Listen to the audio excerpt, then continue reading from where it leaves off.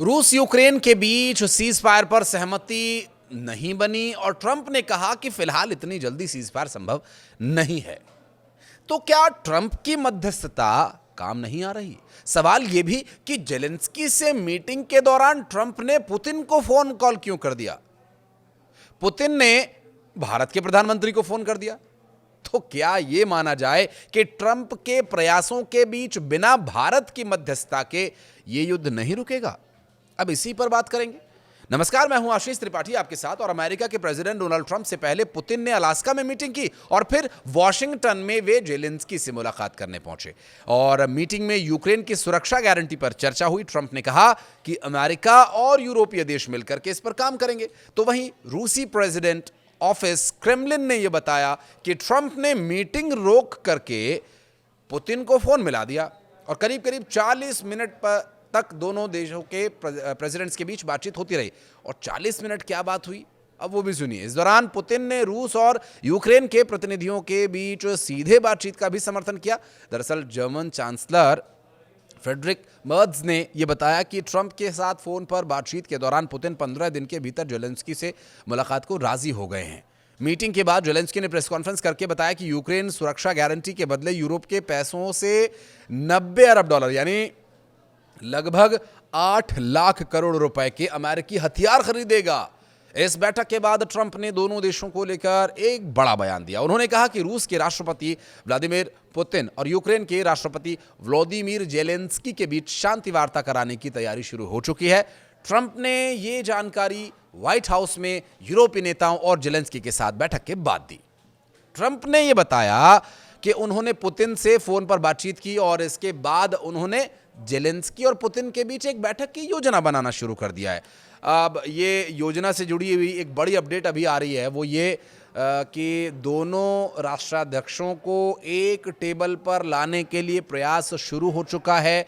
और Donald Trump जो कि पुतिन से बात कर रहे थे, फिर जेलेंस्की से बात कर रहे थे, बीच में ही उन्होंने फ़ोन मिला दिया। उसका जो सीधा कुलजमा मकसद ये था कि युद्ध विराम हो। अब इस युद्ध विराम के लिए व्लादिमीर जेलेंस्की और व्लादिमीर पुतिन को एक टेबल पर लाना भी ज़रूरी है। तो वहीं इस पूरे मामले को लेकर के जेलेंस्की का बयान भी सामने आ गया। जेलेंस्की ये कह रहे हैं कि तारीख अभी तय नहीं हुई है, स्थान तय नहीं हुआ है, हम त्रिपक्षीय बैठक के लिए भी तैयार हैं और किसी तीसरे स्थान पर, ना यूक्रेन में, ना रूस में और ना ही अमेरिका में, बल्कि किसी तीसरे स्थान पर, लेकिन तीसरा स्थान शायद वो अमेरिका भी हो सकता है।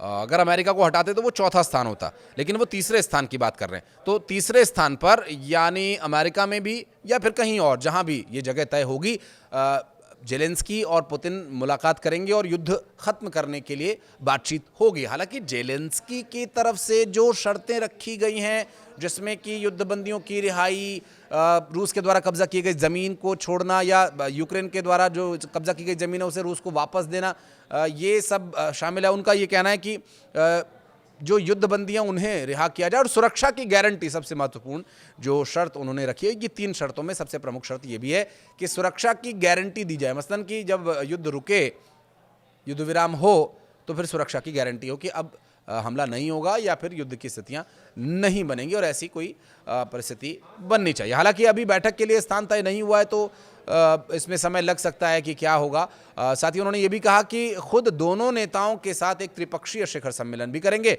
ट्रंप ने अपनी social site truth social media पर लिखा कि रूस यूक्रेन में शांति की संभावना को लेकर सभी लोग काफी उत्साहित हैं। मीडिया रिपोर्ट्स के अनुसार बातचीत से जुड़े एक सूत्र ने बताया कि पुतिन ने भी जेलेंस्की से मिलने पर सहमति जताई है। इसके साथ ही ट्रंप ने इसके पहले कहा कि इस संभावित शांति समझौते के तहत उन्होंने यूक्रेन को सुरक्षा गारंटी देने पर भी चर्चा की, जिसमें यूरोपीय देश मुख्य भूमिका भी निभाएंगे और अमेरिका के साथ समन्वय करेंगे।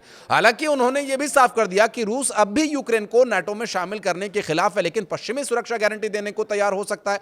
तो वहीं इससे पहले जेलेंस्की ने सोमवार को अमेरिकी प्रेसिडेंट डोनाल्ड ट्रंप के साथ हुई बातचीत को अब तक की सबसे अच्छी और पॉजिटिव बातचीत बताया। उन्होंने ये कहा कि बैठक में दोनों नेताओं के बीच यूक्रेन को दी जाने वाली सुरक्षा गारंटी को लेकर अहम चर्चा हुई। उन्होंने ये भी कहा कि हमारी राष्ट्रपति ट्रंप से बहुत अच्छी बातचीत हुई है और ये अब तक की सबसे पॉजिटिव और सकारात्मक बातचीत है। उन्होंने आगे कहा, साफ कीजिए, शायद सबसे बेहतरीन बातचीत भविष्य में हो। गौरतलब है कि बैठक से पहले ट्रंप ने सोशल मीडिया पर लिखा कि जेलेंस्की युद्ध को तुरंत खत्म कर सकते हैं अगर वो समझौते के लिए तैयार हैं।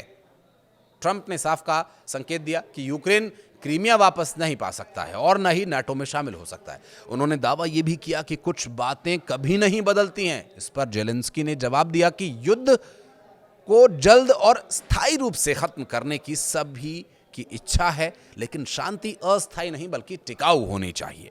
उन्होंने कहा कि क्रीमिया और डोनबास की तरह रूस को फिर से हमला करने का मौका नहीं मिलना चाहिए। साथ ही ट्रंप इसे सफल दिन बता रहे हैं। लेकिन सबसे चौंकाने वाला घटनाक्रम उस समय हुआ जब बैठक के बीच ही उन्होंने फ़ोन कॉल कर दिया। बहरहाल फ़ोन कॉल वाली जो स्टोरी थी हमने आपको बता दी कि फ़ोन कॉल क्यों हुई, क्या हुआ, कितनी देर बातचीत हुई। एक स्टोरी और है फ़ोन कॉल की, वो आपको वीडियो के अंत में जानने को मिलेगी, तो अंत तक बने रहिएगा। चूंकि अलास्का में 15 अगस्त को मुलाकात हो चुकी थी।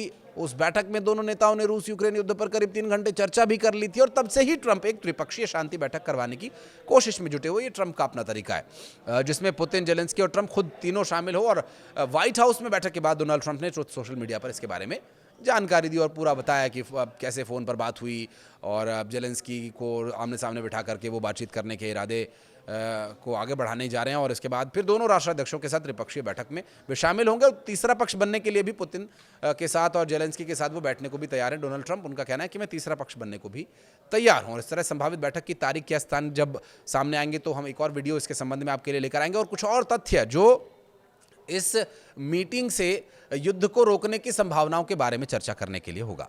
दरअसल अमेरिकी राष्ट्रपति के प्रयासों की काफ़ी तारीफ जेलेंस्की ने की और साथ ही पुतिन ने हालिया अलास्का दौरे के दौरान मिली मेहमान नवाजी और बात की प्रगति के लिए भी ट्रंप का धन्यवाद किया। तो जेलेंस्की भी तारीफ कर रहे हैं, पुतिन भी तारीफ कर रहे हैं, डोनाल्ड ट्रंप अच्छे से दोनों की आवभगत कर रहे हैं। दोनों नेताओं को यूक्रेन संकट और युद्ध विराम को लेकर संपर्क बना हुआ है। यूक्रेन युद्ध फरवरी 2022 में रूसी हमले के साथ शुरू हुआ था और जब जंग में ये दोनों देश गए तो लाखों लोग विस्थापित हुए, हज़ारों का अब तक यहाँ पर जान जा चुकी है। सोमवार को मीटिंग में यूरोपीय नेताओं ने ट्रंप की शांति के प्रयासों की भी सराहना की और पुतिन पर युद्ध विराम का दबाव बनाना न छोड़ें, इसके लिए भी उन्होंने इसका समर्थन किया। और एक हफ्ते में दूसरी बार एक फ़ोन बजा जो कि भारत में रिंग हुआ। जी हाँ, प्रधानमंत्री नरेंद्र मोदी के पास फ़ोन कॉल आया रूस के प्रेसिडेंट का, जब उन्होंने बातचीत की